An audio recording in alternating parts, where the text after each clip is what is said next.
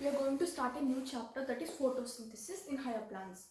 Now, we have been learning about photosynthesis from our primary classes, and we also know that photosynthesis happens only in plants, it or autotrophs. Now, the word autotrophs, auto means self, trophs means feeding. That means they can make their own food using the sunlight and the special organelles in their cells. But we are going to talk about just in plants. So photosynthesis in higher plants. Higher means more advanced and developed form of plants.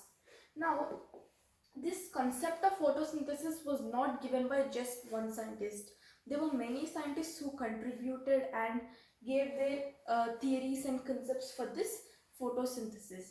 But we are going to talk about just 10 main theories and the experiments that they performed by these scientists.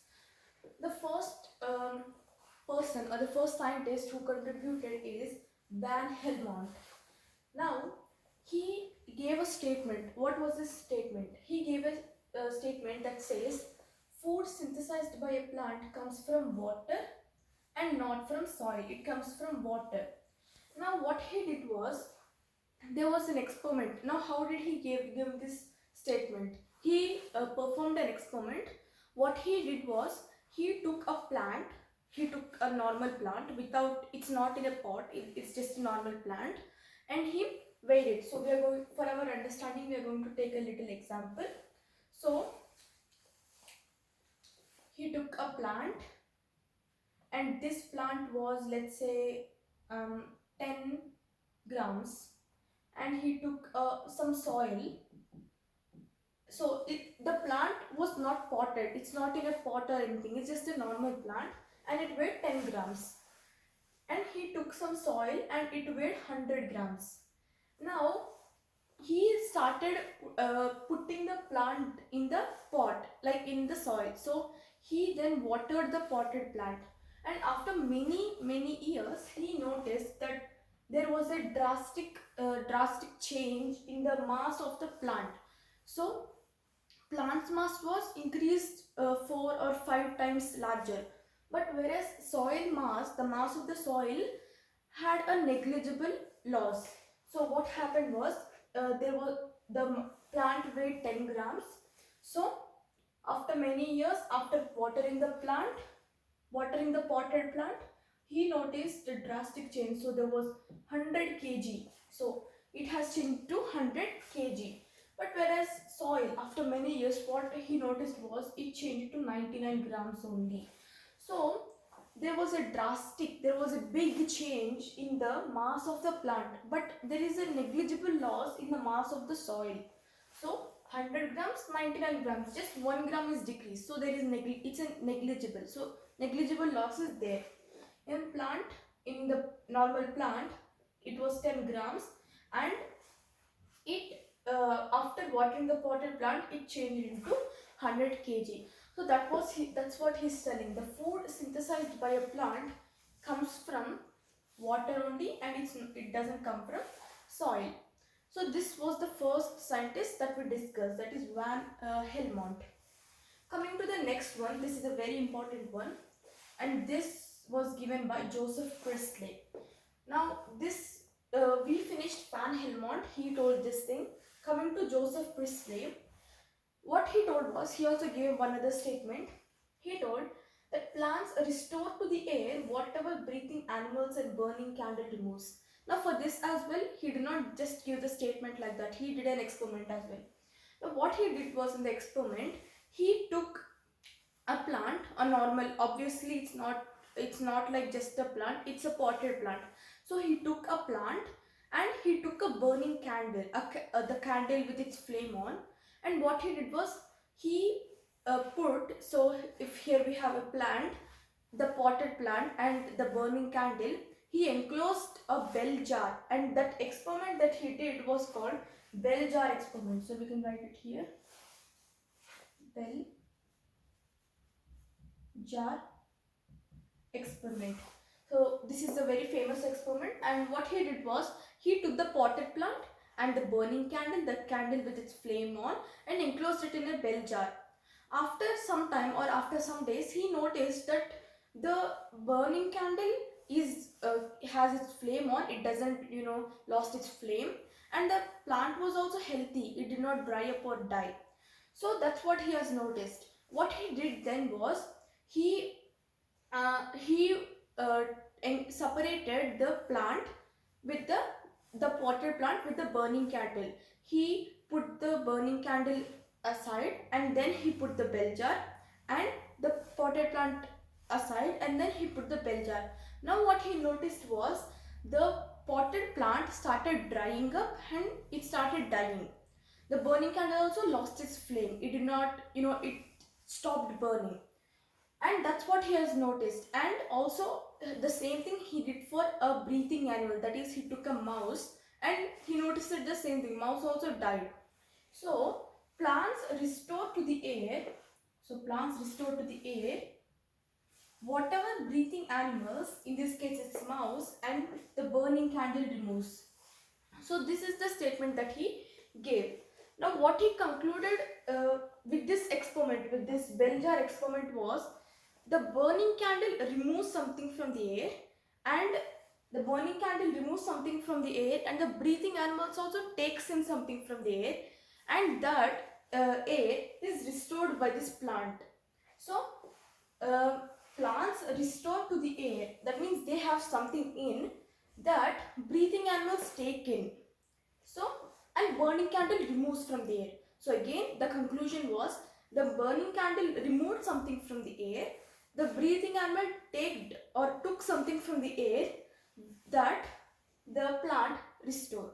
So that the plant has in it that was taken or breathed by this breathing animal, that is mouse, and it is removed by the burning candle. That's what he has told, Joseph Priestley, and he performed this bell jar experiment.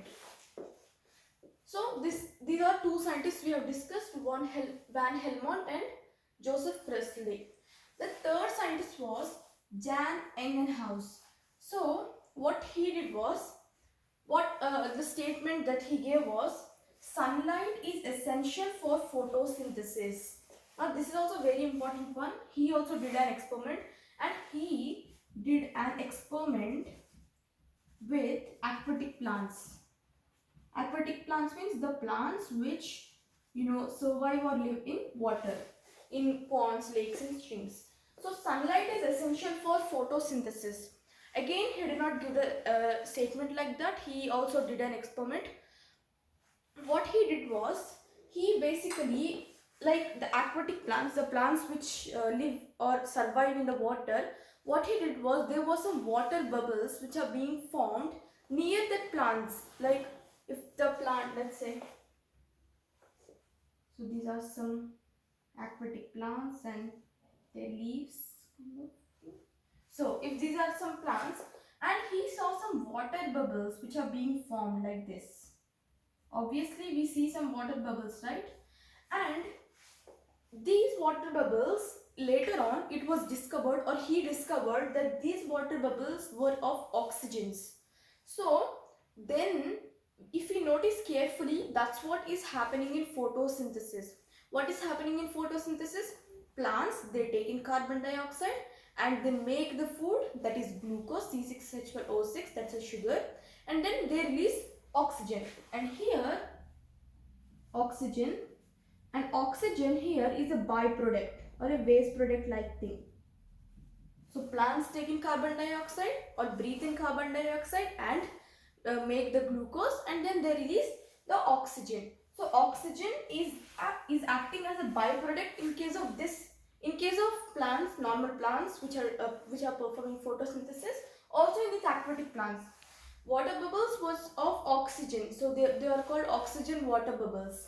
That's why he told that sunlight is essential or required for photosynthesis. So without sunlight, there would be no photosynthesis which is being taken place. So this is the third one. The first one, Van Helmont, Joseph Priestley, Jan Ingenhousz. So these are the statements that they gave. Coming to the fourth one, this is by Sachs, and he told plants produce glucose during photosynthesis. This plants produce glucose, that is C6. So we can write it here, C6 H12O6, and that is sugar, and they produce this glucose during photosynthesis. This glucose is like the food for the plants, so that's what it is. Fifth one is Engelmann, and he told, now this is also a very important one, he basically did an experiment with the green algae Cladophora. Now in the previous lessons when we were discussing about plant kingdom, we have learned that green algae comes under Chlorophyta or Chlorophyceae, and Cladophora we have discussed. Cladophora is a filamentous and branched green algae. So that's what it is, and he did an experiment with a green algae Cladophora. What he did was basically, he also did an experiment with the aquatic plant, which is green algae Cladophora. So if we think this is a little pond or a stream, we are just drawing a box, and here we have the water. What Engelmann did was, he took wavelengths into consideration. So Vibgyor wavelength, violet, indigo, blue, green, yellow, orange and red wavelengths. And what happened was, there were some green algae. So in each wavelength there were the green algae. So here like that, I'm going to draw with different color. So these are, imagine these are green algae. What he observed was, when sunlight falls, many or much of the green algae, this Cladophora, started accumulating in blue wavelength. So again, in this blue wavelength and red wavelength. So they started accumulating in these places, blue and red mostly.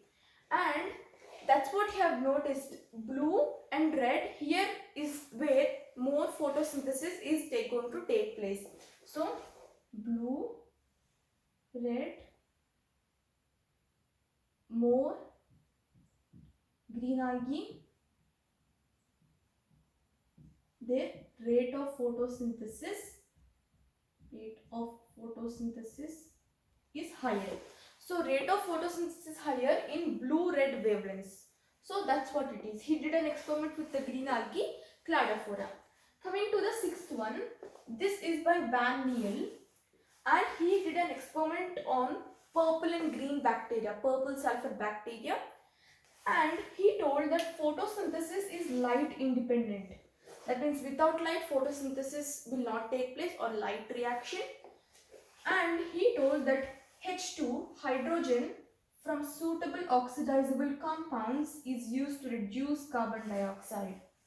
So these are the statements that Van Niel gave, and he did an experiment with purple and green bacteria. So purple sulfur bacteria was given by this Van Niel. Coming to the seventh one, it's by Robert Hill, and he told plants use light energy to generate reducing power, and this was also the continuation of this theory.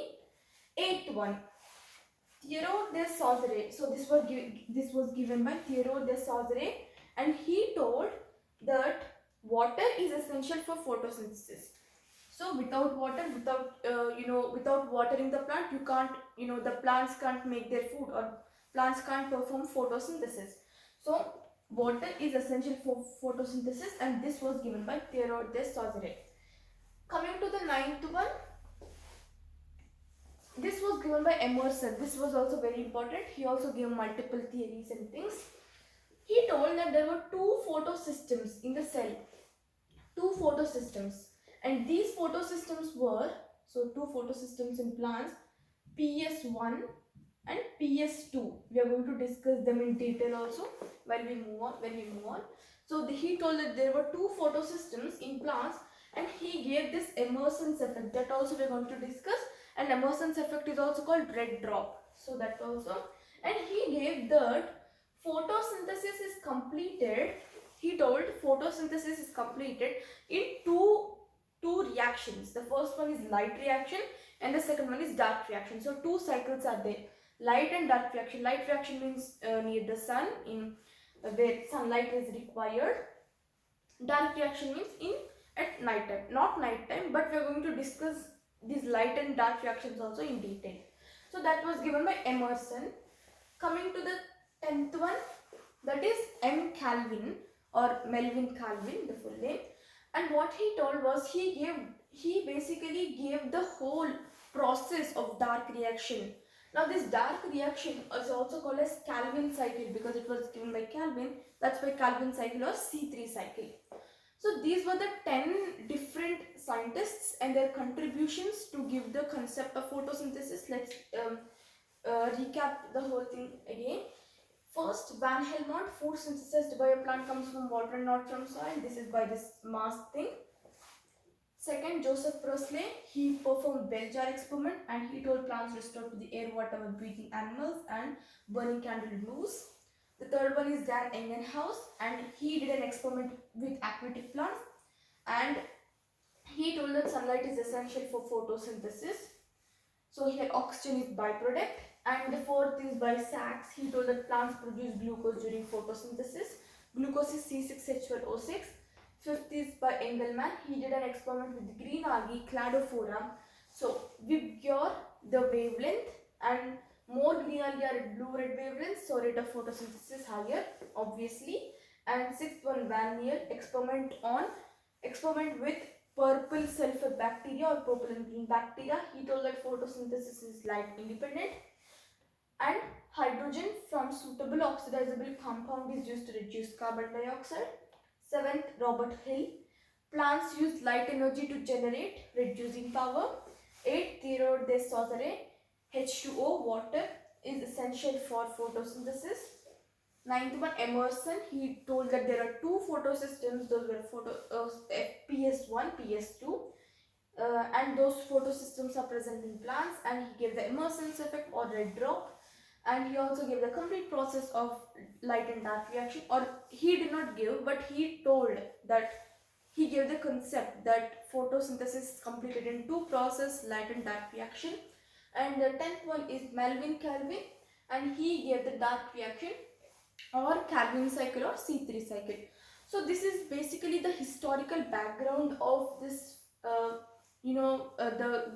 when scientists gave this concept of photosynthesis.